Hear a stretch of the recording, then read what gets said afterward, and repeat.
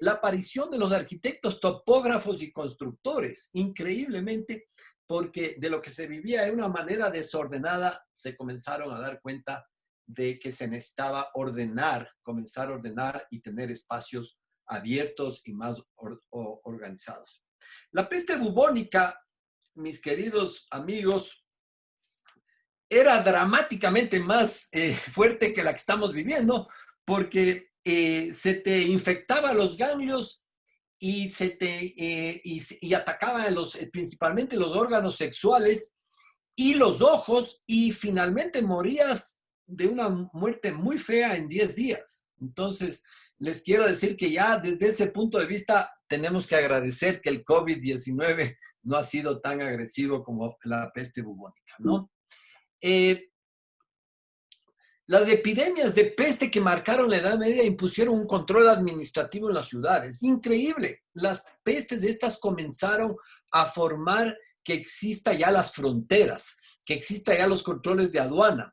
De ahí aparece, a raíz de eso y los controles, y como ustedes saben, la contabilidad moderna nació en Italia, que era de los países más avanzados en lo que era y que tenían que registrar cómo se llevaban contablemente los ingresos y egresos, porque los barcos iban dejando e iban poniendo cosas en los barcos y entonces tenían que tener alguna manera de contabilizar eso, y de ahí se inventa también la contabilidad, valga el punto este. Se forman los famosos lazaretos, no sé si ustedes han conocido alguna vez, pero los lazaretos eran unos espacios de reclusión, porque venían los barcos y a veces ya bajaban o comenzaba la peste y entonces ya se comenzó a formar estos lazaretos que duraron mucho y van a ver, y duran hasta ahora, entre 1403 y 1630, especialmente en Italia, ¿no es cierto? Y se caracterizaban por tener una plaza central grande, ¿no? Porque antes era una acumulación por el frío, el contacto, todo el mundo trataba de estar lo más cerca y no había espacio y por ende corrían muchas las ratas, pero las ratas no es las que trae la peste bubónica, sino los pequeños insectos que están en las ratas, digamos, estas son las que te transmiten. Estaban estratégicamente situadas en islas, entonces recibían la mercadería alrededor, pero le metían al tipo a estar en cuarentena. Aquí podrán ver, aquí existieron el Lazaretto Vecchio, el Lazaretto Nuevo, y me parece que había uno más, y el degli Armeni, San Lázaro degli Armeni. O sea, habían varios de estos que eran entre aduanas, pero unas aduanas para las personas. En el centro de Lazaretos usualmente le ponían al templo de San Rocco, que ha sido el santo de las pandemias. Por ejemplo, eso yo no sabía. San Rocco, para que ustedes cuando hoy de noche vayan a arrodillarse, piensen en San Rocco, que nos va a salvar de esta pandemia. Aquí está un lazareto en Ancona. Ancona es en el costado este de Italia.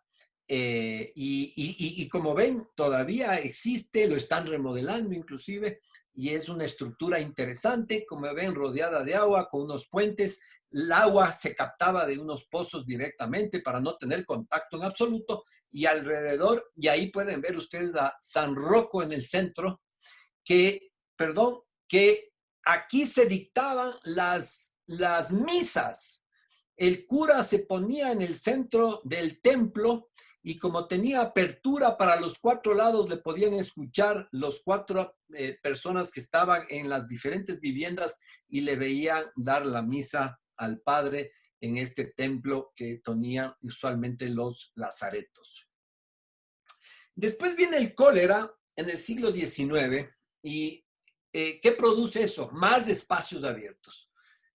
¿Cuántos de nosotros no hemos querido estar en el parque metropolitano o en el parque La Carolina en estos días? O sea, la gente sale, y eso es uno de los puntos más importantes, ¿no? Que se comenzaron a formar los espacios abiertos tipo boulevards, ¿no? París, en Roma, etcétera. El foco en la limpieza de basurales se comenzó a manejar los desechos, ¿no? En el siglo. hubo ya la implementación de sistemas sanitarios, mapeo de enfermedades, que es lo que estamos hablando hace un ratito antes de que ingresen los estudiantes, y ya comenzó a ver la creación de suburbios. O sea, otra vez la conversación de me alejo para no estar en el centro, para poder estar menos contagiado. En 1840 el alcantarillado fue lo que cambió la tasa de mortalidad en enfermedades respiratorias. En el 50% fue mejorado a raíz de la implementación en Inglaterra. Esto, el lavado de manos, fabuloso, ¿no? En 1846, un doctor húngaro que nadie hasta ahora le para mucha bola, se dio cuenta que las mujeres que daban a luz en su casa o con las monjitas fallecían, pero ni la décima parte de lo que fallecían en su hospital, donde él tenía un hospital con sus estudiantes y otros médicos. Y al principio él pensó que la situación era más una cuestión religiosa y espiritual. Entonces en su hospital comenzó a tocar campanas, a rezar, a gritar y a pedir a Dios, hasta que comenzó a darse cuenta que los médicos bajaban a la morgue, trabajaban con los cadáveres y subían a recibir a los niños que daban a luz las madres, contaminando terriblemente y produciendo una mortandad increíble. Y él se obsesionó, pero se obsesionó tanto este doctor húngaro que le debemos nosotros todo y más, inclusive dicen que más que a la penicilina, que él se haya dado cuenta de eso y le sacaron de su propio hospital y murió sin reconocimiento, pero gracias a él tenemos el lavado de manos, que hasta ahora ustedes saben que es la base fundamental de no contagiarnos.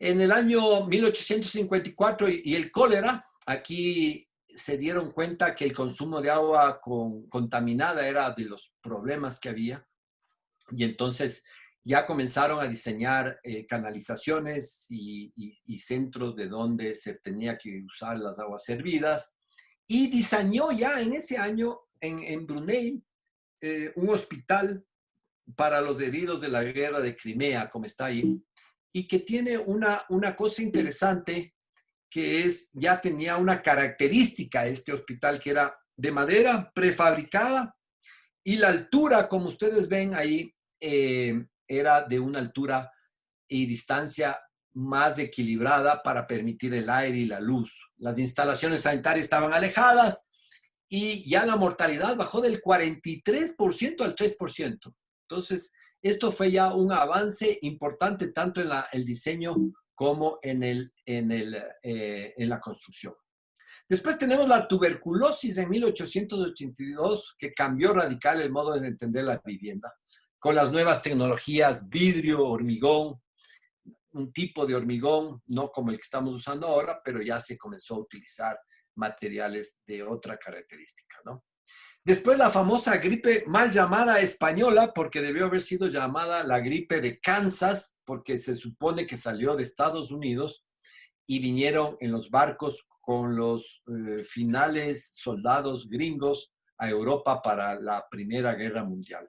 Ahí hubo grandes cambios y ya se dieron cuenta que se necesitaba más ventilación, más luz, más espacio, separación de viviendas con industrias. Ahí hubo la primera separación ya, el diseño urbanístico de comenzar a separar y aislar viviendas de industrias, de hospitales, y comenzaron a conformarse ya otro tipo de materiales más estériles y de fácil lavado. Como aquí podemos ver unas fotos que ustedes también han de haber recibido, ahí se ve el distanciamiento, se le ve a las personas con la luz, con la ventilación, porque muchas de estas enfermedades se creía que estaba bueno, y hasta ahora, que están volando, y entonces se necesita mucha ventilación y la luz para matarles, y en efecto así es. Bueno, vemos otra foto histórica, cómo ya pasaron hace 100 años las mismas consecuencias que nosotros. Y aquí esto, no sé si ustedes recibieron este documento de Puebla de 1918, en el cual ya en esa época se decía que se tiene que tomar quinina. O sea, las mismas discusiones han pasado 100 años y estamos con la misma quinina. La única diferencia aquí muy agradable es que decía si te da temperatura, que alguien te dé más, que te dé unos brebajes calientes para que sudes más con alcohol, o sea, con algún tipo de bebida alcohólica, lo cual creo que le habrá hecho mucho más agradable la pandemia.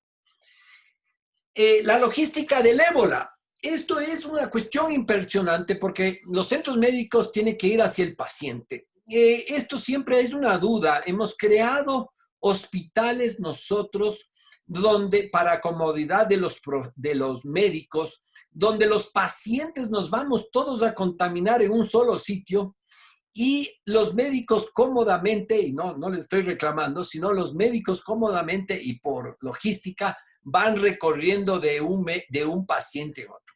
Tenemos que repensar definitivamente en cómo puede mejorar eso, porque yo creo que ese debería ser uno de los avances que se tiene que hacer en el diseño para ser un poquito más conservadores y no tener estos centros de infección. Con el COVID-19, ¿qué estamos pensando? Que la arquitectura tiene que ser mucho más liviana, saludable igualmente, como has visto, rápida y adaptable, ¿no es cierto? Me preocupa mucho, y ya les voy a decir de dónde viene todo eso. La ventilación tiene que ser mejorada y sin recirculación. Ese es nosotros estamos trabajando con una empresa muy grande de arquitectura, Perkins Eastman de Nueva York, y ellos están viendo cómo van a poder solucionar todos los edificios que están cerrados en todas partes del mundo, pero especialmente, digamos, donde ellos están en Nueva York, para crear otro tipo de ventilación que pueda servir en las circunstancias actuales. Porque no sé si ustedes sepan, pero los edificios, la mayoría de edificios cerrados, independientemente del tipo de ventilación, la mayoría de ventilación se recircula casi como un avión y permite la entrada de entre un 10 a un 15, dependiendo, hasta un 20, depende cuánto quiera uno meterle, porque cuesta mucho calentar y humedecer eso. Entonces solo entra, diría yo, un promedio, un 15 a 20% de aire fresco en los edificios. Y eso a la gente le está haciendo pensar mucho. Y el retrofit, que es lo que yo les quiero hablar ahorita, pero quiero terminar con la presentación que tengo, que es, ¿qué se espera? ¿No es cierto? Teletrabajo, creo que ya estamos en esta presentación, estamos viviendo eso. La gente posiblemente quiera ir a vivir en pequeñas ciudades, ya con el Internet. Hay un poco de apertura para ya no vivir en ciudades grandes. Telemedicina se ha abaratado, está y confiable para todos. Entretenimiento virtual, estamos viendo que se puede ir a museos, podemos tener obras de teatro, compras en línea, bueno, pero con la separación de las personas hay más deseo de reunirnos, más parques, plazas, centros comunitarios. Yo cogí un curso recién en MIT y hablaban de las ciudades inteligentes y que las ciudades inteligentes lo que tienen que balancear es que existan espacios donde tengamos forzadamente que reunirnos. Claro, no había la pandemia todavía, porque una de las lacras o de las peores enfermedades que hay es la soledad de las personas, ¿no? Entonces, vamos a creación de menos costosas de obras y utilizar centros comerciales vacantes, parqueaderos, y eso era lo que decía el retrofit anteriormente. Y les voy a dejar pensando a ustedes, a los estudiantes, que de aquí del norte, digamos, desde la avenida Shiris hacia el sur, y no se diga hasta el centro histórico, debe haber posiblemente entre 50 y 100 edificios abandonados. ¿Qué oportunidad más bella que existe para ver qué se puede hacer con todos esos edificios de alguna manera y otra? Entonces, ese es el reto importantísimo para la juventud, no construir más per se, sino construir en donde lo que ya está construido, ¿no? Eh, Aquí tenemos cómo se está planificando los cines. Creo que es un poquito exagerado, pero están tratando de separar, tener estas cosas de plexiglas. Y bueno, la construcción de los chinos en China, del hospital este gigantesco, y al lado en estas canchas grandes para tener centros de poder atender a la gente, ¿no? Esta es una foto de una obra nuestra que justamente pusimos nosotros la ventilación que se está hablando. Esta es la Casa de la Música en la cual yo participé con gran cariño y es una de las obras que a mí más me gusta que ha hecho Semaica. Y aquí pusimos exactamente lo que se está recomendando, una ventilación muy forzada, pero una ventilación por abajo. La ventilación, no sé si ustedes logran ver, está puesta a debajo de prácticamente de los asientos para que suba muy lentamente la ventilación y se recoja arriba. La idea de esta ventilación era más por sonido que por las condiciones, pero esta es la ventilación que están recomendando tener, una ventilación muy suave de abajo hacia arriba para poder recolectar cualquier organismo que pueda existir. Entonces, creemos que el gran cambio en la construcción y en diseño va a ser cómo se van a ventilar los espacios. La gente está muy consciente de la ventilación. Va a tener que ver mucha más presurización negativa. O uno tiene, por ejemplo, una cocina y para que no salga el olor, absorbe una cantidad de aire para que nunca se permita salir el aire de la cocina. Yo creo que esto va a tener que existir en muchos espacios. Vamos a pedir nosotros tener en nuestros espacios de vivienda algún tipo de tipo de presurización negativa en el caso de que se mantenga el sistema. ¿Qué viene? ¿Qué puede ayudar? Iones de cobre, el titanio, la plata. Y creemos mucho, yo creo que de aquí va a salir mucho la nanotecnología, nuevos materiales. Ya pasaron los nuevos materiales en la pandemia de la gripe española. Ahí se comenzaron a utilizar mucho el acero y el vidrio por limpieza. Y aquí también yo creo que va a tener que inventarse con la nanotecnología otro tipo de materiales que nos permita vivir más tranquilamente. Entonces, ¿por qué actuar o dónde actuar? Sería la pregunta y con eso quiero más o menos ir cerrando y darles mi perspectiva. Es que tenemos que invertir en donde vivimos, más aún en las zonas vulnerables. O sea, lo que nos hemos dado cuenta, y aquí en el 03 que tienen es, Guayaquil sufrió una pandemia terrible porque se unieron muchas cosas, pero muchas de las cosas que se unieron es que no tienen la infraestructura privada para solventar la parte de medicina, ¿no? Aquí algo hemos invertido, Hospital de los Valles, Hospital Metropolitano, hay algunas clínicas, la gente ha invertido. Yo creo que en Guayaquil ha faltado un poco de la inversión privada. Entonces, tenemos que invertir donde vivimos, porque no importa la cantidad de sueños y plata que podamos tener afuera, si nos coge una pandemia no hay cómo ni salir. Y el punto dos que yo creo que tiene que hacernos reflexionar a todos es que hay 4 billones de habitantes en ciudades y el 25% de eso no tiene vivienda. O sea, más de 1 billón de personas no tiene vivienda. Entonces hay una oportunidad tremenda de entrar a trabajar en esas viviendas. La conclusión, y con esto agradecerles, es que las construcciones superiores pueden cambiar el comportamiento y por lo tanto la salud. Lo contrario también debe ser cierto, espacios mediocremente diseñados pueden hacer daño. Ustedes saben, la función hace la forma, ¿no es cierto? Ustedes, estudiantes de arquitectura, y ahora más que nunca. Y lo que yo les quisiera invitar, las oportunidades que existen aquí, que ya les he mencionado, una de las oportunidades es poder reutilizar espacios botados de nuestras ciudades que ya sea por la sobreproducción de oficinas o de vivienda existen y que les invito a que pensemos cómo podemos mejorar nuestros espacios públicos privados y hacer unos espacios agradables para podernos encontrar y ojalá darnos la mano y un abrazo muy prontamente. Muchas gracias, queridos oyentes. Muchas gracias, Esteban. La verdad fue diferente la presentación y muy enriquecedora. A continuación tenemos la intervención del arquitecto Roberto Villamar Tinajero. Roberto es arquitecto graduado de la Universidad Central del Ecuador con más de 36 años en actividad profesional en el sector privado, en diseño, planificación, construcción, fiscalización y consultoría en diferentes tipologías, vivienda, industria, comercio, salud, en varias ciudades del país. Miembro del Tribunal de Honor del Colegio de Arquitectos de Pichincha en el periodo 2001-2003 y actualmente miembro del directorio principal de la Cámara de la Construcción, periodo actual 2020-2022. Complementariamente, desde hace 26 años está metido en el mundo de la comunicación y radiodifusión, con el programa Juntos para Recordar y Siempre Juntos.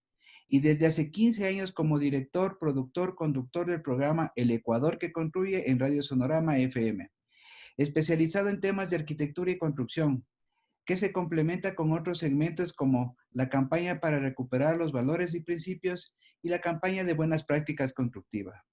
Diálogos y entrevistas con personajes destacados de distintos ámbitos de la construcción.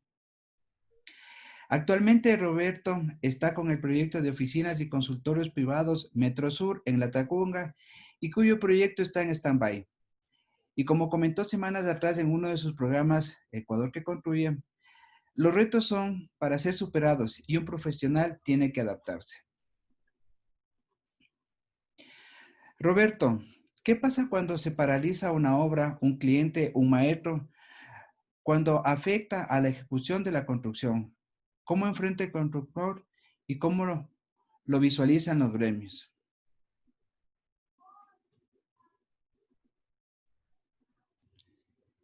Roberto está sin audio. Sí, bueno, gracias Lenin por esta invitación. Antes que nada quiero saludarte a ti, a Rebeca, a todos los estudiantes que están mirando esta transmisión. Felicitar a Esteban Sevilla por esa excelente presentación.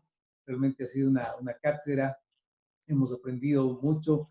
En pocos minutos pues nos hemos enterado de muchas cosas importantes de la historia y cómo nos afectan estas pandemias. Como dice el dicho, pues no hay mal que por bien no venga, siempre se sacaron cosas positivas.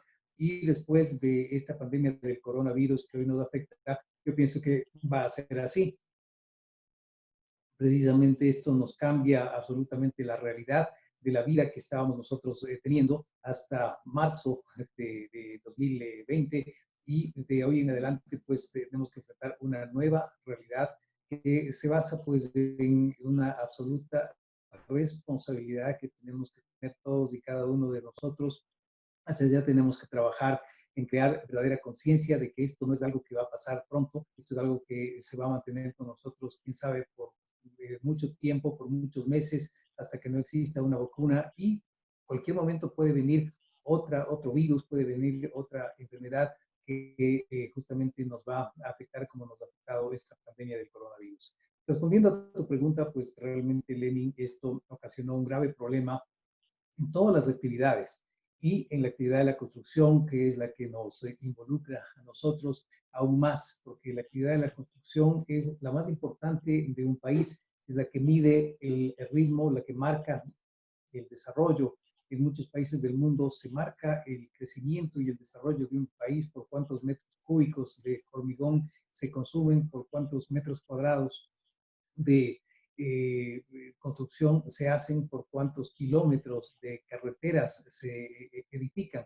Y lógicamente esto paralizó a todo el sector de la construcción con más de 500,000 empleos directos y hay que decir que esto es una cadena porque no solamente son los obreros de la construcción a los que tenemos paralizados, sino que es una cadena de proveedores, las industrias que fabrican los materiales, los transportistas, en fin. Entonces, realmente ha sido un problema muy complejo. Además, todos sabemos que en el sector de la construcción, los obreros son personas de pocos recursos económicos que viven su día a día.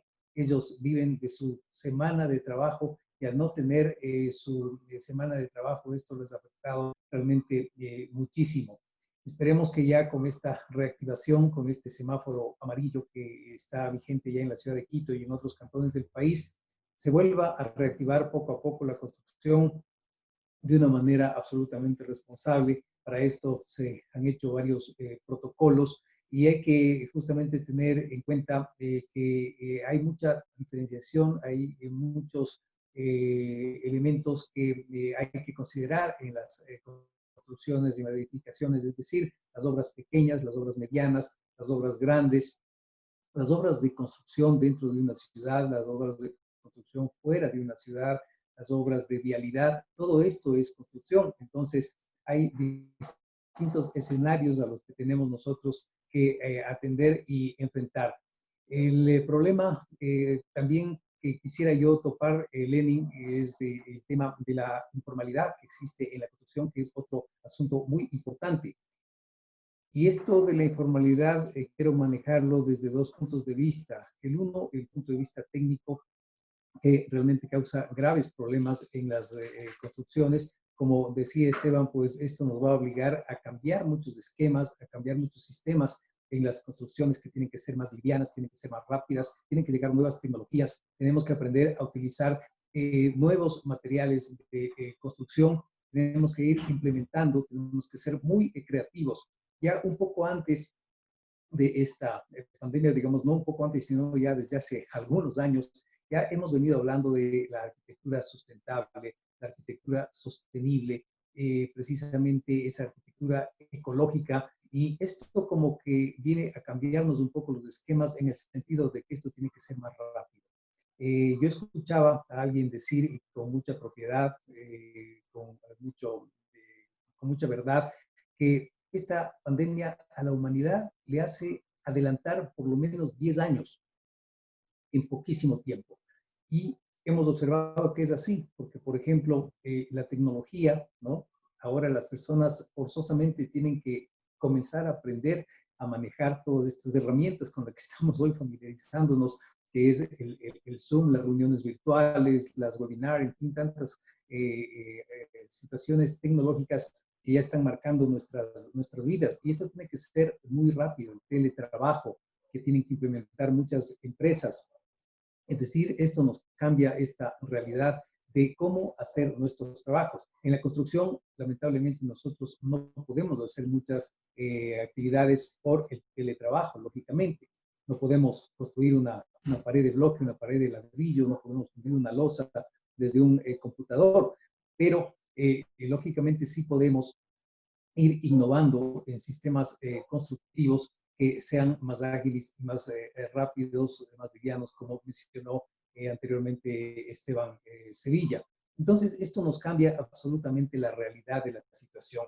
En la informalidad, la parte técnica tiene que ir justamente ya enfrentando esta situación, tiene que haber más control de parte de los organismos y también hemos pedido nosotros que se agiliten los procesos, los trámites en los municipios, porque realmente ese es un problema gravísimo que fomenta la informalidad. Inclusive hemos visto que en esta etapa se hizo primero un plan piloto para el retorno a las construcciones, un plan piloto en el que estuvieron, digamos, unas empresas que fueron seleccionadas, básicamente grandes empresas que estuvieron en el plan piloto, aprobadas por el COE.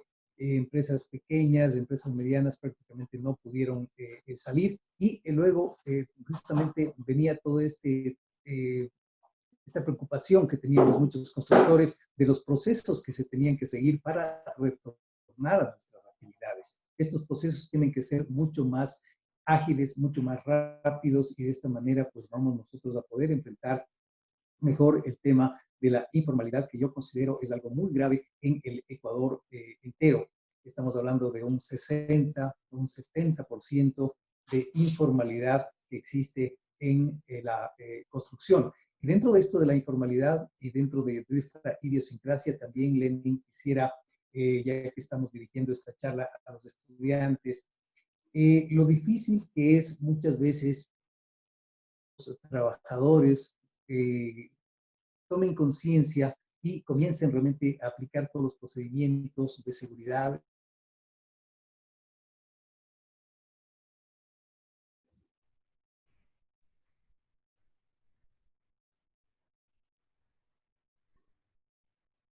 ¿Se fue el audio?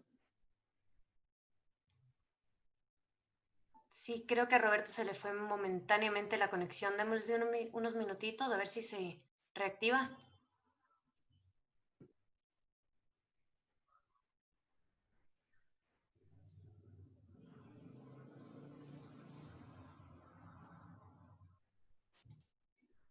Me parece que tiene problemas de conexión. Ahí está Roberto, creo que está intentando.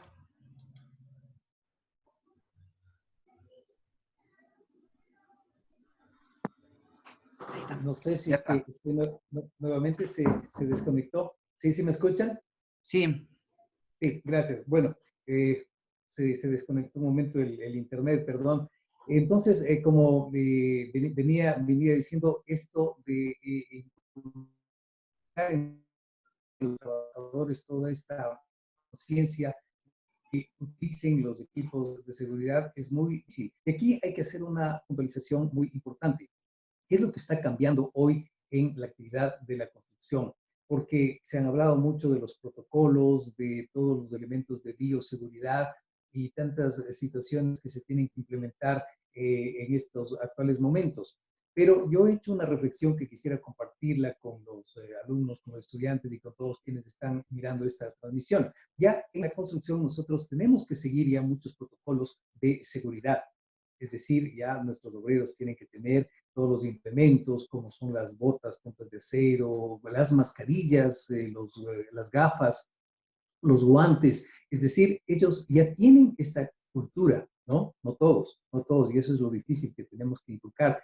Pero ahora lo que tenemos que agregar a esto son estos implementos de bioseguridad y básicamente estas tres grandes situaciones que tenemos que nosotros trabajar en una campaña intensa de difusión, estas tres situaciones que son el lavado de manos, el uso de la mascarilla y el distanciamiento. En eso se resumen básicamente todos los protocolos y todo lo que tenemos que hacer, no solamente en la actividad de la construcción, sino también en todas las actividades, porque mucho se ha hablado de algunos elementos que en realidad no son aplicables para todas las edificaciones y por eso justamente hacía yo una diferenciación y es importante tener en cuenta el tamaño, el tipo, la condición de obra. No es lo mismo una remodelación, un trabajo de ampliación, la construcción de una casa, que la construcción de un proyecto de 80, 100, 120, 150 casas o departamentos. Entonces, todo esto tenemos nosotros que irlo aplicando de una manera escalonada, pero siempre responsable, fomentando en los trabajadores esta situación. La afectación es grande, hay muchas empresas, muchos profesionales que pues, hemos estado prácticamente ya 75, 76 días, me parece que se cumplen ahora de este aislamiento sin poder trabajar. Los obreros, pues en muchos casos, pues ya han llegado a una situación desesperada, pero tengamos fe en que vamos nosotros a salir adelante. Esto es una gran oportunidad, porque yo he hecho un análisis que esto justamente va a hacer que nosotros podamos un poco luchar y controlar esa informalidad de la que yo hablaba. De la mano tienen que venir estos procesos de agilitar los trámites, de hacer todo esto, estos procesos más sencillos, más rápidos, más transparentes para obtener las aprobaciones para un proyecto, toda esta campaña de difusión para que los trabajadores utilicen los elementos de seguridad. Nos va a ser difícil para todos en todas nuestras actividades de la vida. Créanme que va a ser difícil adaptarnos a esta nueva realidad. Yo miraba lo que presentaba Esteban, por ejemplo, en el caso de los cines, estos nuevos cines, ¿no? ¿Quién va a querer ir al cine de esa manera, ¿no? Cuando uno va al cine, pues realmente para sentirse tranquilo, disfrutar de un momento, pero estar así distanciado. Entonces yo me pongo a pensar cómo va a ser la vida de todos nosotros de aquí en adelante. ¿Quién va a querer ir, por ejemplo, a un restaurante? Antes uno iba pues, a un restaurante de una manera pues absolutamente tranquila, donde había mucha gente, uno compartía allí con amigos, y ahora todo va a estar restringido. Eso, lógicamente, también nos obliga a repensar en lo que va a ser los espacios arquitectónicos, que tienen que ser espacios mucho más abiertos, esto nos hace ese llamado tal vez a la naturaleza nuevamente, ¿no? Dios es sabio y lógicamente todo lo que ocurre en el planeta, pues Él lo tiene perfectamente ya planificado y por algo, pues el mundo ha sufrido esta pandemia. Tal vez esto nos va a acercar más a los espacios abiertos, a los espacios naturales, a repensar la arquitectura justamente en ese sentido, a no tener que estar como hemos estado ahora en estos meses encerrados, sino más bien compartir los espacios arquitectónicos de una manera más abierta, de una manera más libre. Es lo que yo te podría decir, Lenin. No sé si hay alguna pregunta. Las preguntas las manejamos después porque los estudiantes están teniendo algunas inquietudes para canalizarlas luego a los tres ponentes. Gracias, Lenin. Bueno, continuamos con el tercer participante. Vamos a hablar con Ignacio Albert Brown. Ignacio realizó su formación académica como arquitecto en el Tecnológico de Monterrey, en México.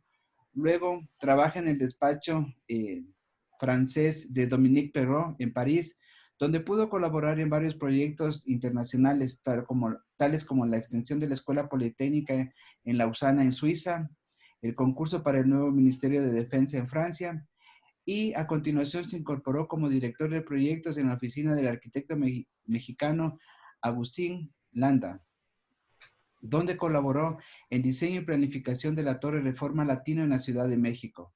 En el año 2012 retornó al Ecuador, donde trabaja en varios proyectos con el arquitecto Felipe Londoño, donde se vincula más en la construcción y es responsable de la ejecución y desarrollo de varios proyectos unifamiliares y edificios de departamentos.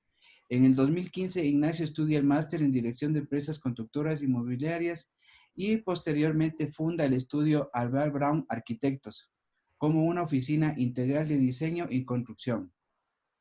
En la actualidad, el estudio se enfoca en el diseño y promoción de proyectos habitacionales, tales como el edificio Fontaine y Atria. Ignacio actualmente está construyendo el proyecto habitacional Atria, en fase de movimiento de tierras y obra civil.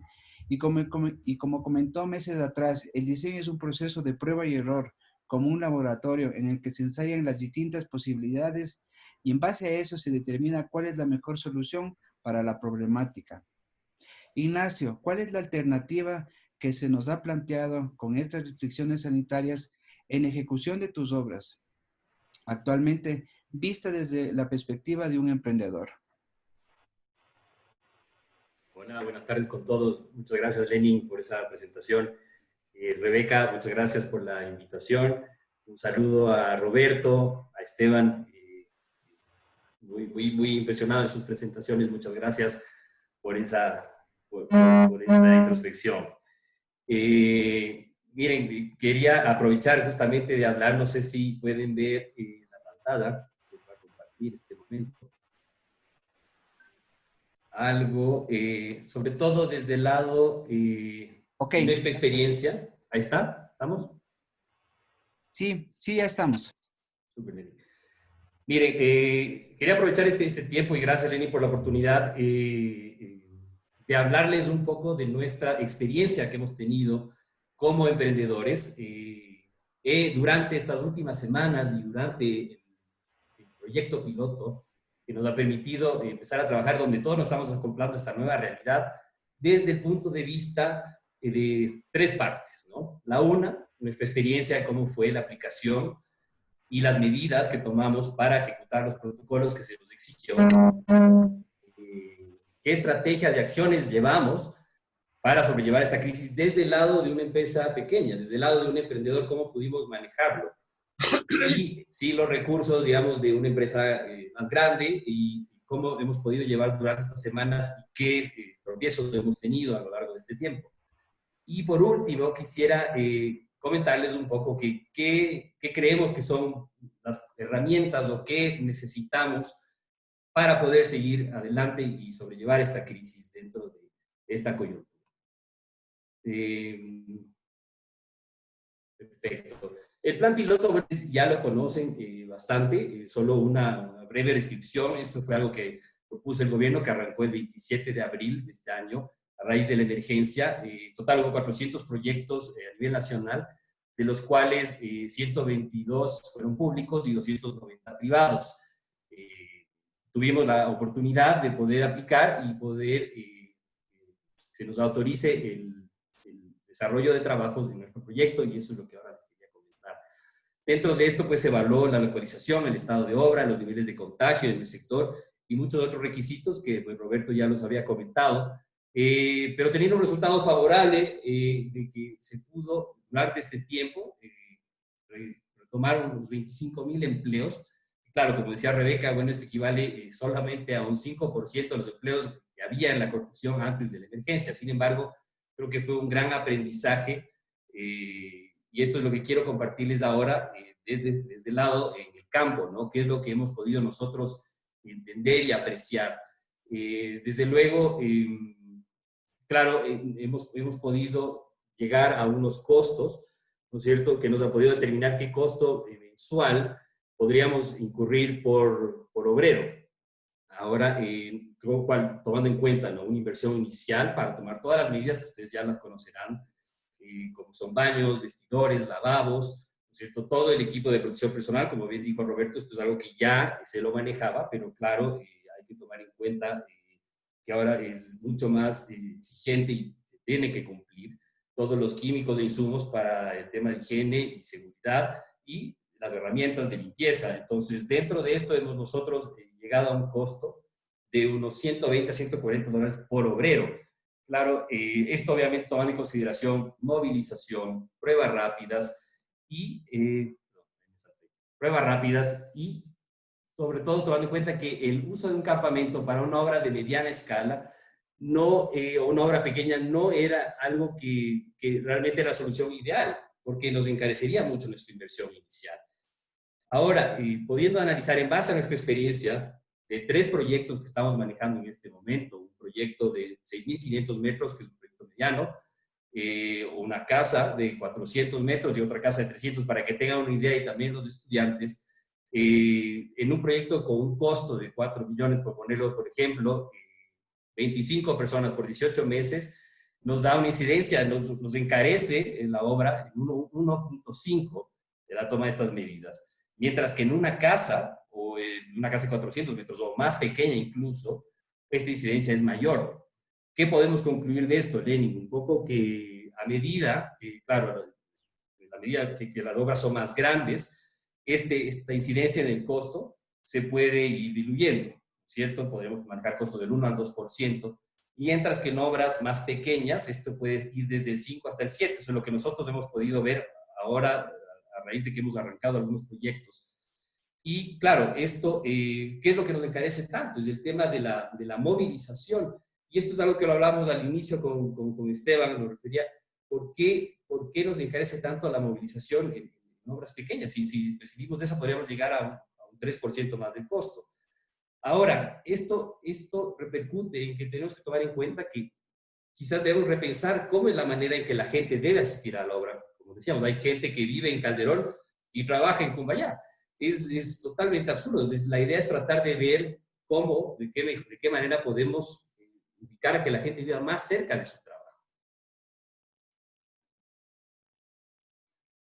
Aquí estamos en justamente el toma de muestras de pruebas rápidas que se manejó con la gente, el lavado de manos que se debe manejar, ¿no es cierto?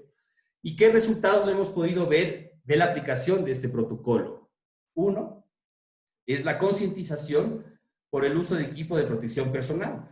Hemos visto con mucha sorpresa y del lado positivo que la gente lo toma de muy buena manera y ha sido totalmente favorable al cambio de usar el equipo de protección personal, que obviamente es obligatorio, pero el lavado de manos, el aseo constante, la limpieza del calzado, ha sido medidas que lo han tomado de muy buena manera. Que hemos también podido evidenciar que existe también un mayor control y escrutinio por parte de las agencias de control. Ahora, esto en la anterioridad siempre lo hemos visto como con miedo o recelo de lo que pueda pasar, pero sin embargo ha sido muy positivo las visitas que hemos tenido, tanto del Ministerio de Trabajo como de la Agencia de Control, porque ha resultado en un acompañamiento, más que en una búsqueda por encontrar errores, sino en un acompañamiento constante y de mejora para la obra, lo cual ha sido muy favorable en términos de seguridad. Como les mencionaba, el interés por los obreros de cumplir las normas ha sido una cosa muy positiva que hemos podido evidenciar a lo largo del trabajo. Y algo que también hablaba Roberto, que la profesionalización del ambiente de trabajo ha sido algo que ha resultado mucho de esta emergencia. Creo que ahora es mucho más evidente por qué debemos usar el equipo de protección, por qué tenemos estos protocolos, por qué tenemos las medidas que ya las teníamos antes. Y ha sido drástico el cambio, al menos desde nuestra experiencia, hemos podido ver un gran cumplimiento y esto nos aleja de la informalidad. Desde luego, es un cambio positivo. Cumplimiento de normas de higiene básicas que también antes eran necesarias, pues algo que si bien estaba sobredicho, pues es bueno que ahora se cumpla de mejor manera. Ahora, eso en base que les podría decir de la implementación de protocolos. Ahora, ¿qué acciones también hemos tomado nosotros como empresa para poder llevar durante esta emergencia, ¿no? Esto es hablando en términos más generales. Creemos que uno de los puntos más importantes ha sido la comunicación. Y eso creo que es algo que no lo habíamos mencionado ahora en esta tarde, pero nada de esto funciona en las obras, en la ejecución de proyectos y también en otros sectores, si es que el personal no está consciente o claro de qué es lo que de qué se trata esa enfermedad, de cómo se contagia, de cómo proviene, de quitar mitos, quitar verdades. Entonces, el primer día esto fue a inicios de mayo, cuando pudimos volver al trabajo, entender cuáles son los síntomas. Había mucha información, una persona decía, no, pues esto se contagia por el tacto, esto, pues no sé qué. Entonces, que la gente sepa cómo se contagia, porque, claro, gran parte de su día no lo van a pasar en la obra. No vamos a poder estar nosotros controlando lo que nuestros obreros hagan cuando ellos salen, cuando ellos vayan a sus casas. Esto es importante porque es una cadena. Si ellos están educados, ellos saben, y esto se transmite en sus familias y permite que evitemos el contagio, ¿cierto? Entonces, esto debe ser algo constante, una capacitación constante. Un factor importante es el tema del respeto, que creo que se inculca, y esto es algo que ha habido mucha discusión sobre el tema de las mascarillas, que cuál te tapa más, cuál te filtra, pero es un tema de respeto. Tú usas tu mascarilla para protegerme a mí y yo uso mi mascarilla para protegerte a ti. Esto es algo que lo hemos tratado de compartir en nuestra obra de plan piloto y ahora las que hemos reactivado, y es algo que sí se ha anclado en el pensar de las personas y no se saca la mascarilla por más de que incomode, ¿sí? Y de esta manera podemos transmitir una seguridad, que ellos estén tranquilos de trabajar, que se sientan contentos de volver al trabajo, agradecidos de esta oportunidad, pero que entienda que es un nuevo cambio y que se adapten. Es importante esta adaptación al cambio. Como les comentaba al inicio, uno de los grandes retos que creo que tiene el emprendedor pequeño y las obras pequeñas es la movilización. Creo que ahora estamos recién empezando, todavía el transporte público no es constante, está un 50%, y claro, el mayor número de contagios se da en el transporte público, por lo tanto, todavía no lo estamos incorporando. Entonces, cómo nos movilicemos a las obras en proyectos pequeños va a ser un gran reto para los emprendedores, para los constructores y los futuros arquitectos, como ustedes. Los campamentos en este momento requieren de mucha inversión inicial y puede resultar, si la obra no es suficientemente grande o no se destina la inversión necesaria, en que sean campamentos con falta de higiene, con mucha precariedad y en hacinamiento, lo cual es justamente el factor número 1 para un contagio. Entonces, en lugar de estar solucionando un problema, lo estaríamos multiplicando. Entonces, es importante analizar si el recorrido privado se justifica o no. Y una de las cosas que quiero yo llegar y claro, dejarles como una inquietud es que sí creo que es posible pensar localmente, y esto es una de las ideas, justo lo que hablamos de la georreferenciación de la gente, saber dónde viven tus empleados, dónde dónde están, en qué obras están yendo, para ver qué recorrido hacen en el día a día. Muchos están ahí a las 7 de la mañana, pero no sabemos desde dónde vinieron, qué trayecto tuvieron, cuántos buses debieron tomar. Y resulta que él está trabajando en una obra que está a 1 hora de donde en realidad vive, mientras podría estar en otra que está a 30 minutos. Claro, esto es más fácil decirlo que hacerlo, pues obviamente tenemos que ver, pues hay equipo especializado que no lo podemos cambiar, pero creo que en lugar de hacer contrataciones nuevas, donde hay que pensar dónde estamos interviniendo y ver cómo también de esa manera podemos apoyar localmente a la comunidad en la que estemos. Nosotros recientemente hicimos un proyecto en Cayambe, una comunidad alejada en Pakistán. ¿Para qué traer mano de obra desde Quito? Si es que podríamos contratar mano de obra de la comunidad, digamos, bajo la dirección de mano de obra especializada. Ese tipo de cosas creo que ahora van a estar más en nuestras mentes y debemos tomarlas en cuenta antes de arrancar un proyecto. El tema de la planificación y construcción, pues sin duda ya lo hacíamos, pero creo que ahora es importante planificar más allá, evitar aglomeraciones. La foto que ustedes ven es, claro, de nuestro arranque. Esto es una etapa de movimiento de tierras en donde es muy fácil dividir los equipos por áreas y mantener la distancia segura entre obreros. Pero a medida que ya vamos avanzando, pues ya estamos planeando qué alternativas vamos a dar para que, por ejemplo, en un edificio no se haga toda la circulación vertical por una escalera o por un solo punto, donde convergen y se pueden contagiar, sino tener más alternativas de recorridos o separar grupos. Esto va a requerir, sin duda, mayor planificación. Otra cosa que es importante que la tengan en mente es que, claro, de nuestros proyectos, sean desarrollos inmobiliarios, en este caso casas, nos debemos a nuestros clientes. Y creo importantísimo, a nosotros nos ha sido de gran experiencia tener una comunicación constante. Nuevamente, el tema de comunicación con los obreros, ahora es comunicación con el cliente, que sepan en qué estado estamos trabajando, que estamos acatando normas, en qué etapa estamos y, claro, darle continuidad al trabajo y cuidar esas ventas que ahora, claro, esto no es el tema de la reunión, pero será más difícil vender, será más difícil comercializar. Entonces, es importante que sepan nuestros clientes en qué estamos.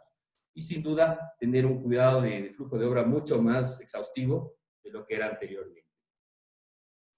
Y un poco para finalizar, dejando unas inquietudes y temas que claro, cómo coyunturalmente nos pueden facilitar como emprendedores, y esto es en base a la experiencia que hemos tenido arrancando los proyectos, es que qué facilidades podemos tener nosotros o qué sería lo ideal para nosotros como emprendedores tener y poder salir con nuevos proyectos, ustedes futuros arquitectos. Uno de los temas que se ha conversado es la apertura y facilidad de crédito al constructor emprendedor. Una de las inconvenientes es que, claro, para desarrollar un proyecto se requiere de garantías, pero claro, realmente cuando estás empezando no tienes las garantías o suficientes para poder cubrir los requisitos, entonces se limita mucho los proyectos y claro, el que haya mayor facilidad hacia los emprendedores constructores puede facilitar esto, la creación de más proyectos y en sí, de la cadena de valor que hablaba Roberto, pues de trabajos, de empleos, materiales, etcétera, etcétera, ¿no? El tema de la tasa de interés más bajo, pues es más fácil decirlo que hacerlo. Claro, este es un tema también que va mucho de la estabilidad política, del tema de la condición que estamos pasando. Ustedes habrán oído del tema de riesgo país. Claro, unas tasas de riesgo país más bajas, pues nos van a facilitar que las tasas bajen y por ende, pues tener tasas menores. Pero claro, de eso dependen muchos factores políticos y sobre todo que regresemos a una estabilidad de trabajo y que esperemos que sea pronto, ¿no? Agilidad en trámites, lo mencionaba Roberto también. Para aprobar un proyecto, por ejemplo, te toma 6 meses entre aprobaciones de los colegios, arquitectos, luego en el municipio, hay temas en catastro del municipio que tienen que salir y claro, esto realmente nos limita y nos retrasa y esto es algo que esperamos que podamos de cualquier manera contribuir para que sea más ágil, ¿no? Una de las cosas positivas de esta pandemia es que muchos de estos trámites ya se han vuelto virtuales. Es fantástico como ahora muchos de estos trámites que antes lo tienes que hacer presencialmente, imprimir 3 juegos de planos, 100 planos impresos en un rollo, ahora lo puedes hacer enviando un PDF adjunto y que se revisen los temas. Y lo mismo debería pasar en todos los trámites que involucren los temas, desde la aprobación de proyectos hasta propiedades horizontales y incluido notarías, todo ese tipo de cosas que para que agilite la venta y la comercialización de proyectos. Desde luego, la mejora en crédito a compradores, que es un tema que se ha venido discutiendo últimamente, es algo que IES sé que lo está manejando, que es la compra de vivienda en planos. No solo hablamos generalmente, el crédito que tenemos ahora es de compra de vivienda terminada, pero ahora lo podríamos, si lo podemos hacer en planos, nos beneficiaría a nosotros como emprendedores, de manera que alguien que quiera comprar su casa puede comprar un proyecto que está en construcción y de esa manera también al constructor beneficiarlo, no es necesariamente esperar hasta que esté terminado para poder acceder a ese crédito. Creo que justamente parte de la presentación de Esteban, y estuvo muy interesante, es que nosotros como arquitectos tenemos una oportunidad ahora de plantearnos nuevas soluciones habitacionales y de proyectos, y qué manera pensar diferente la arquitectura. Creo que va a haber una gran oportunidad para arquitectos que pensemos diferente y podamos construir proyectos que se adapten más a estas nuevas necesidades, ¿no? En fin, hay unos temas que podemos seguir, el tema de la devolución de IVA que carece el costo de la vivienda, esos son temas que se están tocando, que sería muy importante para reducir los costos de la vivienda. Y desde luego una mayor flexibilidad laboral, ya que actualmente el costo de mano de obra para emprendedores es muy alta y eso a veces nos forza a caer en la informalidad si no tenemos el volumen de proyectos necesario, pero esto es algo que nos hemos obligado, no solo ya desde antes, pero además aún a raíz de la pandemia, a seriarnos, a hacer las cosas bien, pero el apoyo de tener contratos más flexibles con nuestros obreros pues nos permitiría no caer en la informalidad y por ende poder respetar mejor estos protocolos y exigir también que nuestros contratistas lo hagan. En conclusión, un poco, mi idea es más bien hablar de que es un panorama muy positivo, hablándoles desde el campo. De esta experiencia que hemos tenido estas últimas semanas, yo veo que vamos por buen camino. Ha sido una experiencia maravillosa, que se puede seguir adelante y que la gente se adapta al cambio. Nuestros obreros nos adaptamos, nuestros profesionales se adaptan. Y esto es algo que nos obliga a cambiar y a ser mejores. Así que les invito también, de esa manera, ustedes también, desde sus estudios ahora, también nos adaptemos a este nuevo cambio y busquemos nuevas oportunidades. Gracias, Lenin. Eso sería. Gracias, Ignacio. Bueno, en este momento vamos a pasar a una ronda de preguntas. Tenemos una pregunta en vivo. Por favor, profe Hernán, si me ayudas habilitando el micrófono, por favor, de Fernando Núñez.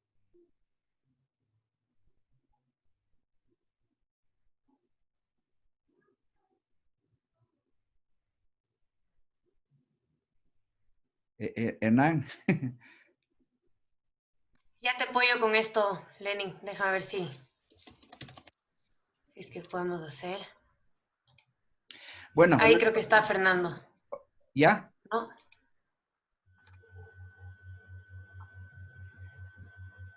Hasta que lo hagas por interno, Rebeca. Vamos con una primera pregunta dentro de las que están un poco en la cola. Esta pregunta sería para cualquiera de los expositores, si podríamos comenzar con Esteban. Existe un diagnóstico que nos demuestra que el sector de la construcción tuvo un auge en el 2014, casi llegó al 10%, y empezando el 2019 bajamos al 6.2%. ¿Qué perspectivas tenemos actualmente sobre la construcción y sobre el decrecimiento que aparentemente tenemos actualmente? A ver, sí, el 2014 fue el mejor año de la historia, yo creo, de la construcción, especialmente de la vivienda, con una bajada tremenda en el año 2016, ¿no? Yo tengo las estadísticas, podría presentarles, pero ¿para qué les voy a deprimir? Y el problema es que a pesar de que existen ya fomento para que la tasa de interés esté en el 4.99, existe un crédito del BID, existe un crédito de Francia en 80 millones de dólares, existen 400 millones de dólares para poder fomentar la tasa de interés baja. La gente, el propietario, el cliente no tiene para su primera cuota, que a pesar de que es baja, sigue siendo muy difícil. Eso por un lado. En Quito tiene otra circunstancia difícil, que el costo del terreno es muy alto para hacer vivienda unifamiliar. Lo contrario a Guayaquil, que han podido hacer más viviendas unifamiliares. Y entonces el costo no da para poder realizar una vivienda entre 20 y pico de mil dólares a 40 mil dólares con el costo de terreno. Pero yo creo que existen buenas posibilidades de que se reactive una vez que se brinden las condiciones y, como estaba diciendo Ignacio, se pueda vender a futuro, como le llaman. Entonces ya se vende el documento de lo que uno va a construir. No tiene que estar terminada la obra, sino ya se plantea y ya se lo bancariza. Esto es lo interesante, porque eso hacen en el Perú. Se lo bancariza al posible comprador cliente en el banco y él comienza a pagar sus cuotas desde que nosotros comenzaríamos a trabajar en la vivienda. Eso lo vemos como muy positivo y ojalá sea una realidad. Gracias. Fernando, ¿tienes acceso al micrófono?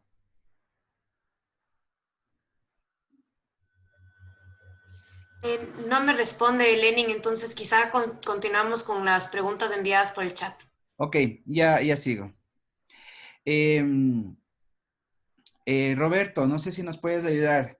¿Cuál sería la situación del cliente en el aspecto inmobiliario frente a esta crisis de la construcción y la incertidumbre de su reactivación por la actual crisis económica que estamos pasando como país? Gracias, Lenin. Es una muy buena pregunta porque en realidad esta crisis nos ha afectado absolutamente a todos y dentro de ese conglomerado, pues lógicamente está nuestro.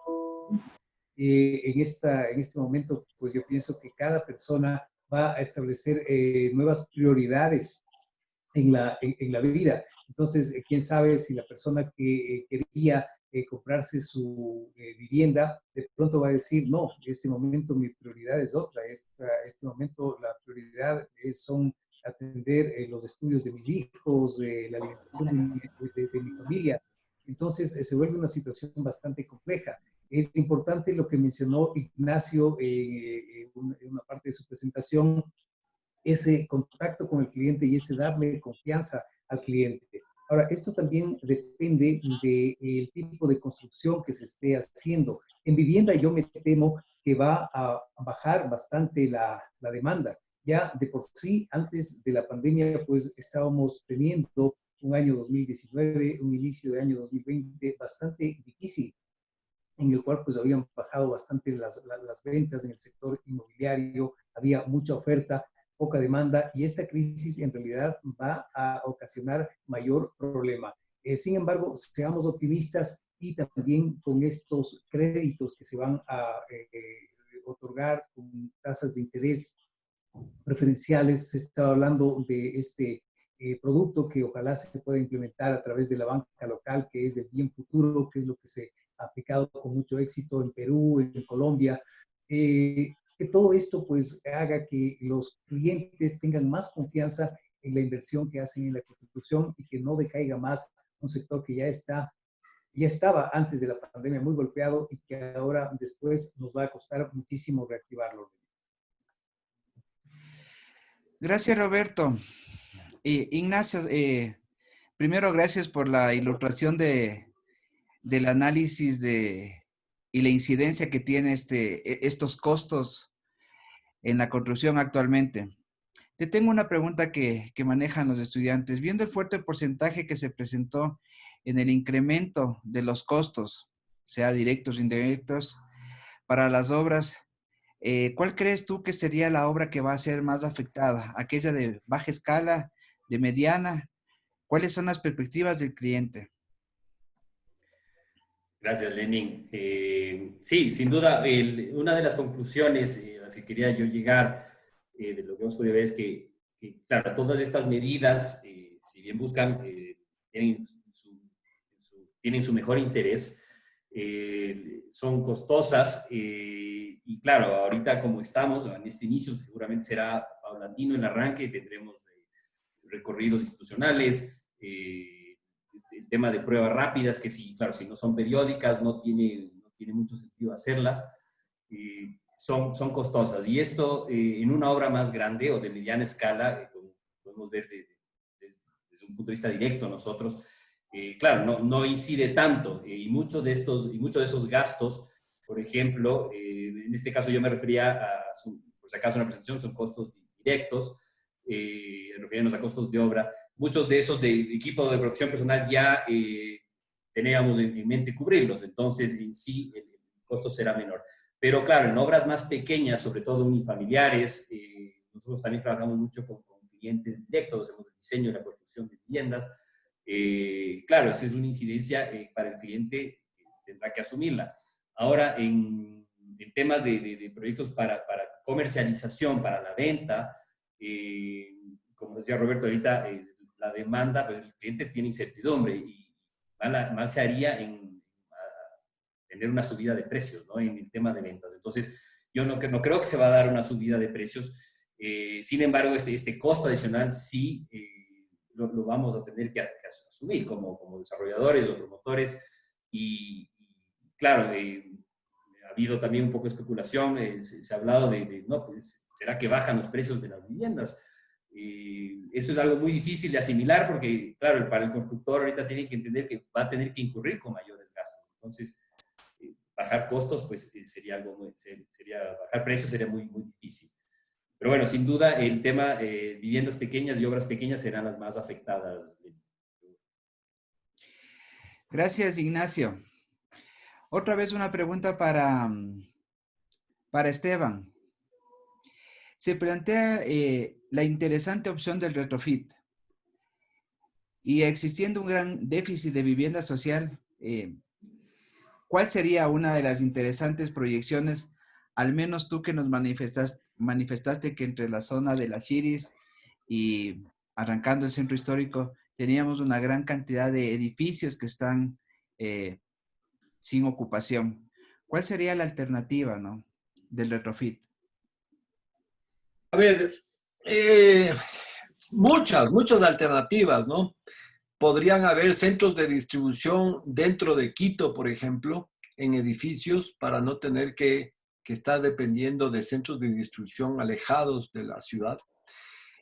Nosotros estamos planteando con un grupo de amigos y lo planteamos, lamentablemente sucedió la pandemia, que el municipio nos dé 50 edificios del centro histórico por 5 años, que si no logramos convertirlo en un centro de desarrollo, universidades y comercial y vivienda de jóvenes y el resto le devolvemos. Pero ahí hay una gran oportunidad y lanzo esta idea, no es inclusiva, les lanzo el reto a los estudiantes que vengan, conversen conmigo, comencemos nuevamente a planificar eso. Pero ya teníamos identificados 30 edificios en el centro histórico y que le íbamos a plantear al alcalde. Solo en el centro histórico debe haber más de 80, 100, entre casas, edificios. ¿Qué oportunidad más bella tenemos para reconvertir a nuestra ciudad? ¿Qué oportunidad más linda tienen los jóvenes para hacer que esto sea una realidad? Y de ahí, del centro histórico para acá, estoy seguro que hay más de 50 edificios botados. Más de 50 edificios botados. Y ahora va a haber más todavía, porque yo no me quiero exagerar. La gente dice, todo va a cambiar. Va a cambiar muy poco va a cambiar. Pero ese poco en 100 años va a ser muy grande. Es como cuando un barco deriva 4 grados a lo largo de la distancia de la ruta, es muchísimo. Y lo mismo va a pasar con la pandemia. Tampoco pensamos que todo va a ser totalmente diferente y que todos vamos a salir buenitos a ser buenas gentes de repente. No, pero sí hay grandes oportunidades. Y yo creo que esas oportunidades las que tenemos que agarrar del cuello, si es posible, y retar a nuestros jóvenes para que tengan esta visión de poder hacer cosas muy bonitas todavía aquí dentro de Quito especialmente. Gracias, Esteban. Roberto, seguimos otra vez contigo. Este plan de reactivación ha permitido conocer más de cerca a los trabajadores y las circunstancias particulares. Esto implica una regularización de los procesos que puedan terminar en prácticas más eficientes. Desde tu perspectiva y desde tu experiencia, ¿cómo lo ves tú, esta retroalimentación y esta geolocalización que lo entregas o lo manifiestas? Gracias, Lenin. Antes de responderte la pregunta, quisiera complementar algo importante a lo que se refería Esteban. Yo pienso que una gran oportunidad también de reactivación del sector de la construcción no es tanto el hacer nuevos proyectos, sino también emprender y fomentar todos aquellos trabajos que tienen que ver con la remodelación, con la ampliación. Hay muchas personas, inclusive hablando de esta nueva adaptación, estas nuevas características que tienen que tener las viviendas. ¿Por qué no pensar y por qué no fomentar en todo lo que son trabajos de rehabilitación, de remodelación de las casas, no solamente de los edificios que están abandonados, que esto también es algo importante. Y dentro de esto también quisiera complementar que cuando comience a funcionar ya el metro de Quito, todo el corredor del metro genera a lo largo de la avenida 10 de agosto un abanico de posibilidades inmenso para un desarrollo en muchos sentidos urbanístico y arquitectónico para la ciudad, donde puede haber realmente mucho trabajo y donde se puede repensar. Se hizo hace poco un concurso de este corredor de la 10 de agosto por parte del municipio, y eso yo pienso que es algo que tiene que seguirse trabajando. Respondiendo ya a tu pregunta, pues realmente yo les quiero muchísimo a los trabajadores de la construcción. Son personas tan especiales, son personas tan sencillas, que tienen esa humildad que todos los seres humanos debemos tener.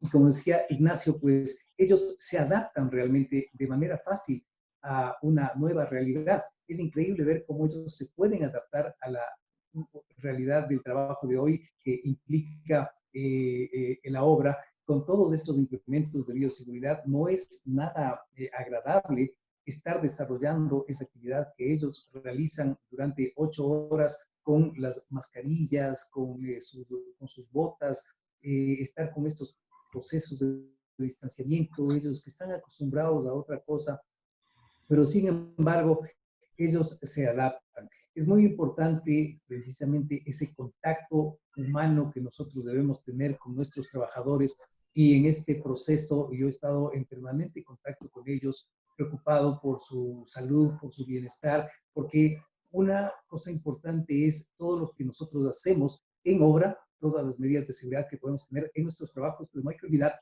que luego ellos van a sus casas, ellos comparten con sus amigos. Entonces, esto tiene también que fomentarse esa conciencia en que ellos cambien estos hábitos. Entonces, la comunicación, la concienciación, todo esto tiene que ser absolutamente a diario, permanente, para que esto funcione. Felizmente, tenemos en ellos grandes amigos, tenemos grandes aliados, tenemos personas que son muy receptivas y que cuando uno justamente sabe manejarles, pues realmente las cosas pueden funcionar perfectamente bien. En ese sentido, yo tengo mucho optimismo en cómo ha reaccionado y cómo va a reaccionar el sector de la construcción en lo que tiene que ver ya a los obreros, que era la pregunta que tú me hacías, Lenny. Gracias, Roberto. Ignacio, existen unos sectores más afectados que otros. En esta postura, ¿se tiene ya una idea sobre el rol que tendrán los edificios, la recreación, el turismo? ¿Qué cambios tendrán los espacios públicos vinculados a los edificios? ¿Cómo lo ves tú? Gracias, Lenny.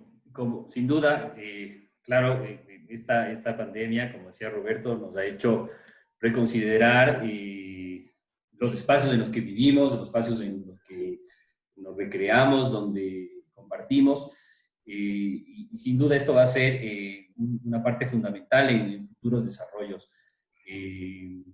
Digo, de experiencia propia, nosotros hemos podido ver, bueno, ahora con este desarrollo que estamos manejando, ya solo en estos meses, cómo la gente busca el tema de amenidades complementarias, porque te das cuenta que si tienes que estar en tu casa y ya te anticipas al futuro, el tema del teletrabajo, el tema de pasar más tiempo en casa, de tener cercanías, de esas nuevas centralidades, seguramente harás muchas cosas más desde casa. Entonces, el tema de poder trabajar desde tu casa, de poder ejercitarte desde ella, de poder compartir. Entonces, todos estos espacios, tema de amenidades del lado comercial, por ejemplo, de piscina, gimnasio, business center o áreas de coworking, dentro de tu propio edificio, pues van a ayudar a contribuir este tipo de desarrollos. Ahora, esto, claro, se puede trasladar eso desde el tema del lado de la vivienda. Ahora, pasando esto a otros sectores, cómo cambiar la arquitectura del tema del turismo. Claro, eso es un reto, tú preguntaba sobre eso. ¿Qué va a pasar a futuro con el turismo? Yo creo que todavía será un tiempo hasta que podamos reactivar esos sectores, pero claro, sin duda la gente buscará tener su privacidad, su independencia, poder cuidar, pero creo que progresivamente regresaremos a ese tipo de sectores. Pero por el lado de la vivienda creo que sí va a ser muy significativo, como digo, Lenin, y notorio la búsqueda de personas por un área de jardín. Tuvimos durante la emergencia, es impresionante la cantidad de gente, por ejemplo, que nos contactaba para, claro, que vive ahorita una realidad encerrado en el departamento y dice, no, yo quiero ahorita empezar a ver mi futura casa, necesito ver algo con jardín, necesito ver algo con todo. Y claro, esto pues, obviamente depende también del sector en el que estás, pues del sector de vivienda alta, pero desde todo tipo de viviendas. Si vamos a la vivienda de interés social, hemos trabajado nosotros en desarrollos en el sur, en Ciudad Jardín, por ejemplo, desarrollos que tienen áreas comunales, que sin duda ahora va a ser mucho más apreciada todos estos espacios a raíz de la pandemia. La gente va a valorar mucho más y eso va a ser un valor agregado que tú puedes, seguramente se podrá dar a los futuros desarrollos. Gracias, Benito. No se te escucha. Ahí, perdón. Gracias, Ignacio. Esteban, en el Ecuador se considera ya la implementación de una tecnologización de los edificios. Estuvimos hace poco, una de nuestras primeras conferencias fue de Hensla, una empresa que plantea sistemas integrales de tecnología, sensores automáticos para determinar síntomas, puertas automatizadas y espacios también, la reducción del metro cuadrado de área o ampliar el área de trabajo, distanciamiento, ventilación adecuada y más. ¿Qué opinas con respecto a esto? ¿Crees que ya es el paso para que nosotros como país demos ya el cambio? Bueno, tengo mucho orgullo de decir que nosotros tenemos la construcción de la Torre 6, donde está prácticamente implementado gran parte de lo que tú mencionas. Les invito a los estudiantes, si quieren darse una vuelta. Yo no toco absolutamente nada hasta entrar a mi oficina. Los ascensores son dirigidos con una tarjeta, te dirige a tu piso. Entonces, he apreciado muchísimo eso en estas semanas. Yo he ido a trabajar todo el tiempo, honestamente, caminando. Además, tengo la comodidad de caminar porque siempre ha sido mi condición de vivir cerca de donde trabajo, que les recomiendo a todos ustedes que hagan ese cuestionamiento. Ya está. Creo que tenemos que dar el salto, obviamente, pero la ventilación, como decía, la ventilación va a ser muy complicada en los edificios, especialmente donde el clima es muy fuerte, porque va a tener que ser vamos a tener que implementar un sistema de ventilación totalmente diferente a lo que se venía utilizando. Y ahí están trabajando mucho los ingenieros mecánicos en ver cómo solucionan eso. Gracias, Esteban. Roberto, actualmente tenemos entre el 51 y el 62% de informalidad en la construcción. ¿De qué manera deberíamos actuar los profesionales y también los entes reguladores para conseguir tal vez bajar este porcentaje en un corto o mediano plazo? Gracias, Lenny. Como había dicho anteriormente, el problema de la informalidad en la construcción es uno de los más graves que existen. ¿Cómo enfrentarlo? Hay algunos puntos importantes. Primero, a través de todo lo que es la tramitología, todo lo que es la parte de permisos, aprobaciones, realmente esto es un vía crucis, todo el proceso que uno tiene que seguir para tener ya un proyecto con los certificados de conformidad.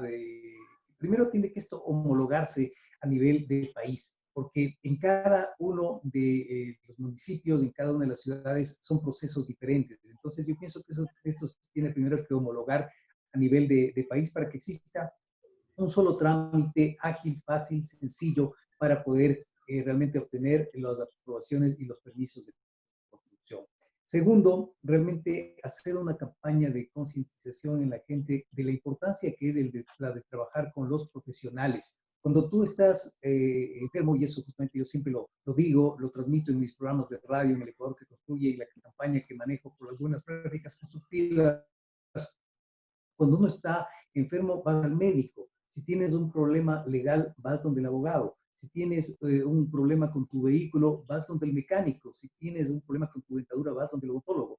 En la construcción, pues a veces no pasa esto.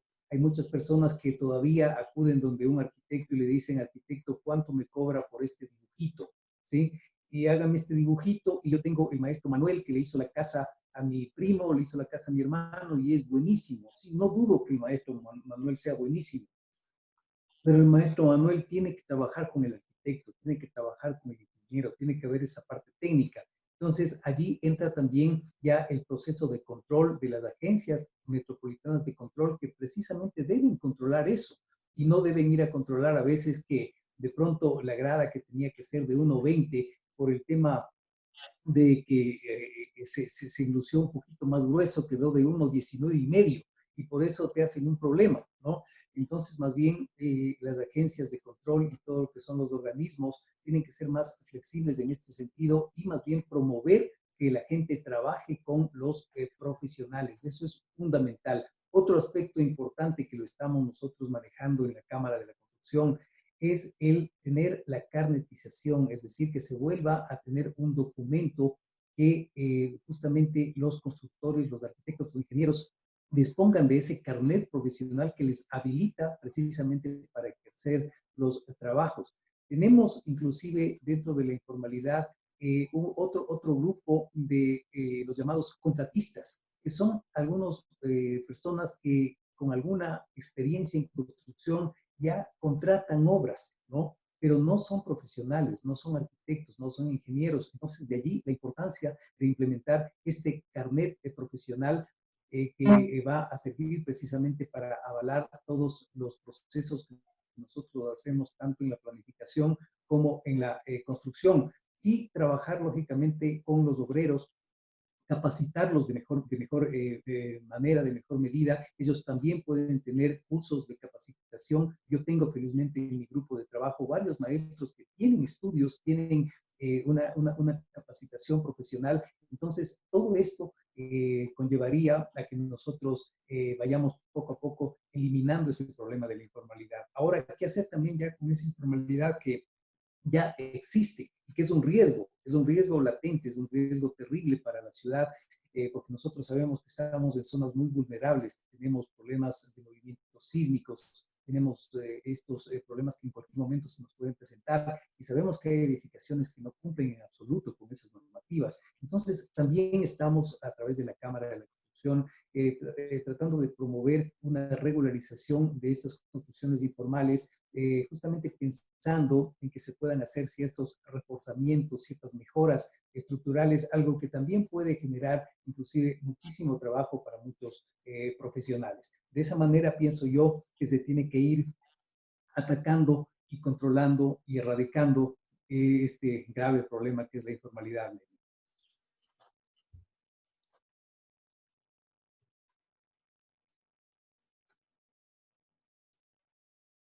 No. Lenin está sin audio. Perdón, perdón. Ignacio, tu pregunta. Teniendo en cuenta que eres el Sí. profesional más joven, ¿cuál es el reto que actualmente tienen los futuros arquitectos? Tenemos algo como 100 estudiantes que en menos de 5 años serán arquitectos. ¿Cuál es el reto que tú lo pones como arquitecto emprendedor para los estudiantes y para todos nosotros? Muy buena pregunta, Lenin, y gracias por hacerla. Parte de, bueno, de la presentación, a lo que quería llegar es que, digamos, dentro de toda esta experiencia, que en la coyuntura que estamos, que es negativa, que hay nada de los índices macroeconómicos nos indican que no es lo mejor, no es el mejor momento.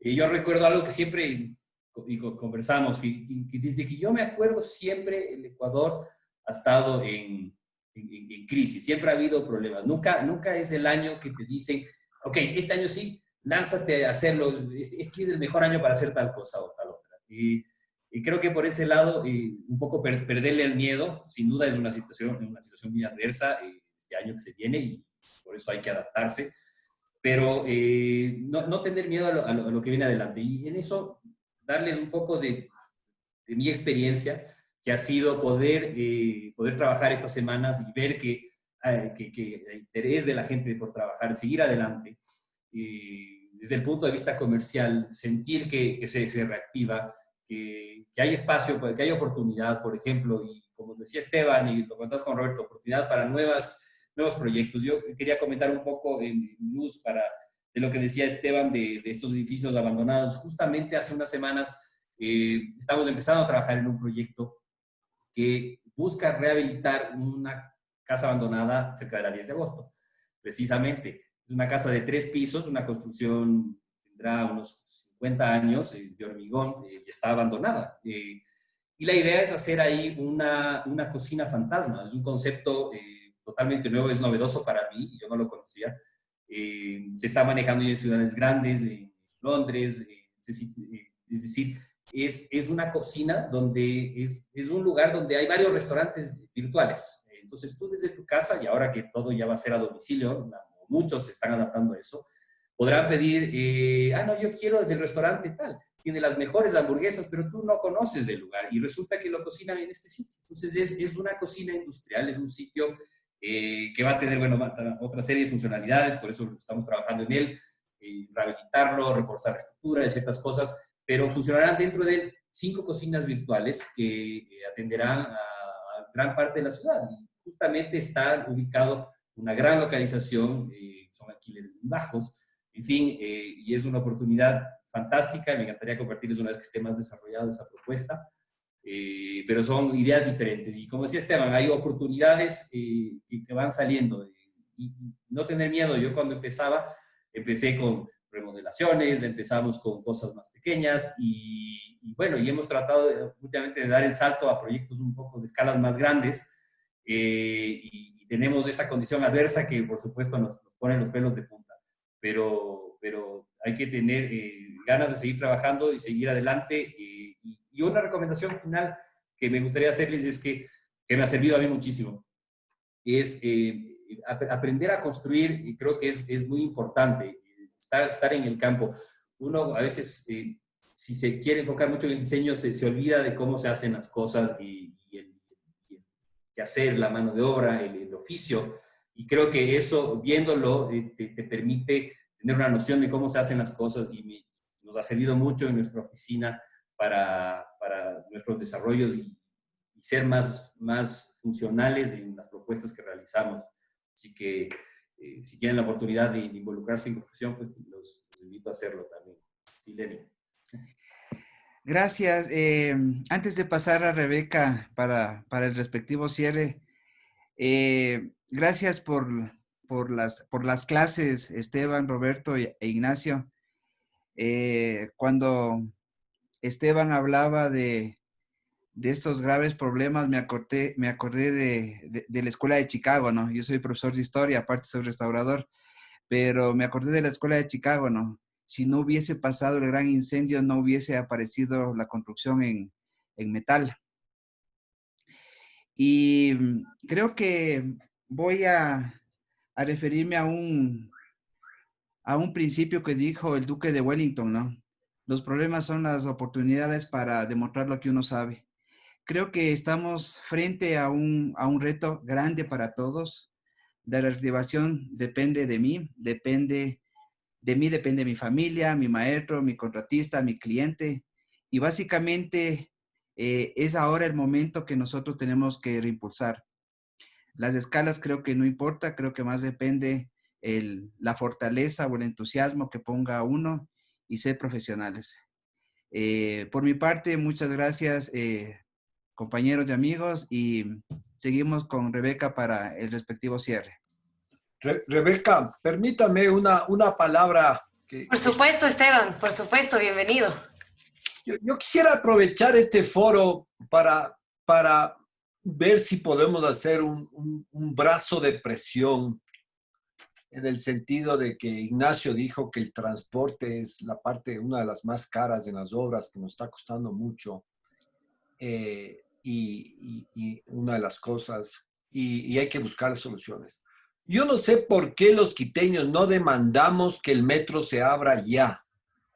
El metro, con o sin personas que cobren los tickets, pero podríamos meter 30% más de gente que necesita el transporte. Yo no sé cómo podemos ser tan facilistas y tan tranquilos, nos hemos puesto tan tranquilos, teniendo 2.500 millones de dólares enterrados y no le pedimos al municipio que abra esa obra lo antes posible para poder transportar. Entonces, yo le mando también un reto ahí a Roberto, que entiendo que tiene un programa de radio, que por favor, ¿qué es lo que pasa con el metro de Quito? Que debería estar funcionando desde el día de mañana, por favor. Y repartir 30% arriba, 30% abajo sería una solución. Mil disculpas, quería utilizar esto porque yo creo que es importante de que por fin nos despertamos con algunas cosas que son esenciales en Quito. Discúlpame, Rebeca. No, Esteban, muchísimas gracias. Creo que realmente, como bien mencionó Lenin, ha sido una conferencia realmente muy dinámica, en la cual Esteban, Roberto, Ignacio, quedamos realmente muy agradecidos con cada una de sus observaciones, con cada una de sus reflexiones. Con Esteban, como vimos, con el tema de esta recolección histórica con todas las pandemias a lo largo de la historia, que siempre han generado grandes cambios en las ciudades, grandes cambios en la arquitectura, y creemos que en esta ocasión no será la excepción. Vemos que desde ya se están viendo cambios en la ciudadanía, en la arquitectura, y nos quedamos con ese reto. Aprovecho también para tomarte la palabra con el tema del centro histórico. Nos encanta participar, nos encanta colaborar aquí con los estudiantes que están, igual nos han ido mandando mensajes, yo quiero participar, entonces realmente es algo en lo cual ahí conversaremos más adelante, pero cuenta con eso. Siempre la reactivación del centro histórico ha sido un tema que nos gusta mucho, entonces vamos adelante con este tema. Igual con el retrofit, con esta idea que igual menciona Ignacio, súper importante, así que les tomamos la palabra igual, Ignacio, con ver este nuevo proyecto con el que están desarrollando en las cocinas, súper interesante, y también con el tema de las obras, de poder participar en obra. Muchos de los estudiantes están constantemente pidiendo ese apoyo de poder ir a las obras, poder ser parte, así que igual aprovechamos el momento para invitarles a que acepten a los estudiantes como pasantes, que se abran las puertas. Hay tanto que se puede aprender en la obra, que realmente desde la academia es el complemento más importante que siempre estamos conversando de justo lograr ese vínculo con las empresas que están en obra. Roberto, muchísimas gracias por hablar de la informalidad y de ver cómo cómo se va a cambiar esto y ojalá que veamos ese cambio, porque vemos que con la eficiencia que se ha dado ahora, lo que comentabas de la carnetización, entre otros procesos, van a ayudar muchísimo dentro de las obras, y también tocando el tema social desde los obreros, de conocer a las personas que trabajan con nosotros, creo que es algo crucial que nos deja también esta pandemia como un aprendizaje y una oportunidad. Ignacio, muchísimas gracias por darnos esta perspectiva desde el emprendimiento, por compartir estos datos tan importantes de los porcentajes en obra, de cómo ha sido su experiencia reactivando su obra, que creo que ha sido tan enriquecedora para nosotros, viendo que el emprendedor sigue adelante, que está con sus obras y que hay la oportunidad. También todos estos cambios que se pueden dar a largo plazo, viendo temas desde la aprobación en planos, de cómo la compra también, de cómo motivar al cliente y esta parte que mencionaste de la comunicación efectiva, creo que es clave para todos de irnos uniendo a estas propuestas y reforzar en conjunto para sacar adelante este sector que es el que a todos nos compete. Así que realmente creo que ha sido muy valioso, tantas oportunidades que se ven y nos quedamos con este reto, con las reflexiones que lo tomamos a pecho para también implantarlo en la academia. Doy paso igual a Tatiana que quiere hacer unas últimas palabras y quedamos realmente muy agradecidos de todos en la facultad. Roberto. Sí, si me permites, Rebeca. Claro. Bueno, antes que nada, con lo que decía Esteban, yo me comprometo pues a iniciar una campaña en este sentido para que el metro entre en funcionamiento. No sé cuál es la condición en la que está el metro en este momento, qué es lo que impide que pueda entrar, pero yo pienso que vamos a fomentar y vamos a hacer una solicitud en este sentido para que el metro ya entre en funcionamiento, que sería magnífico el poder dividir ese transporte, 30% sobre la ciudad y el 30% bajo la ciudad. Y también cuenta conmigo mi compromiso para poder ayudar a los estudiantes en lo que requieran para sus prácticas. Es fundamental lo que mencionaba Ignacio, y es algo que adolecen en la mayoría de universidades, esa práctica de los estudiantes en obras. A muchas personas les pasa que salen con una gran formación académica en diseño, pero realmente hay que tener esa experiencia en obra. Yo agradezco siempre el haber tenido justamente esa posibilidad con mi tío, el arquitecto Camilo Villamar Andrade, uno de los mejores arquitectos del Ecuador. Quienes lo conocen pues, pueden dar testigo de eso. Yo pude trabajar con mi tío Camilo desde que estaba ya prácticamente en sexto curso de colegio y tenía ya esa primera edición de ser arquitecto, y pude trabajar con él durante toda mi carrera universitaria en las obras, y fue mucho más lo que yo aprendí ahí que lo que aprendí en la universidad. Entonces cuenta conmigo para el apoyo que yo pueda dar a los estudiantes, que las puertas están abiertas. E igualmente quiero comentarles algo que yo hago a través de mi programa de radio y que les pido que ustedes se sumen, porque es algo fundamental. Yo manejo desde hace algunos años en mi programa de radio una campaña que se llama Por la Recuperación de Valores y Principios. Es algo en lo que todos tenemos que trabajar. Realmente resulta indignante ver los niveles de corrupción a los que ha llegado el país. Tú prendes un noticiero y no haces más que escuchar denuncias y casos de corrupción. Yo me hice una reflexión hace algunos años y dije, mientras no cambiemos, mientras no recuperemos valores y principios fundamentales, esto no cambiará.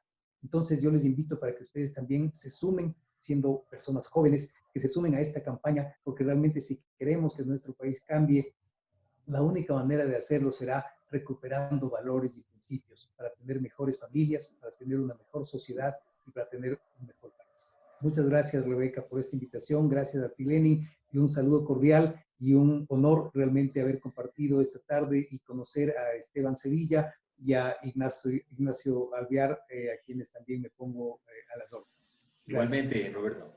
Gracias, Roberto. Bueno, si me permiten un ratito, por la tradición y costumbre, muchas veces nosotros hablamos sobre la burbuja académica, pero yo diría que no es simple la burbuja académica, está llena con puertas y ventanas. Yo creo que un día ustedes abrieron esas ventanitas y permitieron que entre la luz en nuestra burbuja, y también abrieron las puertas la posibilidad de mirar más allá de la frontera o del límite de la burbuja. Yo creo que ese aporte es muy inspirador para nosotros que estamos haciendo la academia y para nuestros futuros profesionales. Yo creo que este aporte que ustedes están haciendo, este positivismo, esas ganas, esas ganas de aportar, de involucrar a los estudiantes y a nosotros también, porque nos arrastran en ese mundo, nos da un poco más de ganas de vencer los nuevos obstáculos y ser también más propositivos dentro de las aulas. Gracias por inyectar por esa energía, por ese espíritu que están manejando, que ha sido algo de los tres panelistas, algo común, con ese espíritu, con esas ganas de vencer, de hacer algo interesante dentro de la vida, involucrar a los estudiantes y, como dije, a nosotros también. Y eso es también razones para trabajar para nosotros. Muchas gracias, un grande abrazo, un grande gracias desde Loja, porque también estamos aquí conectados con nuestros estudiantes, con nuestros docentes, y creo que fue bastante nutritivo y fabuloso. Muchas gracias. Muchas gracias a todos. Con esto nos despedimos y cerramos esta conferencia del día de hoy. Gracias a todos.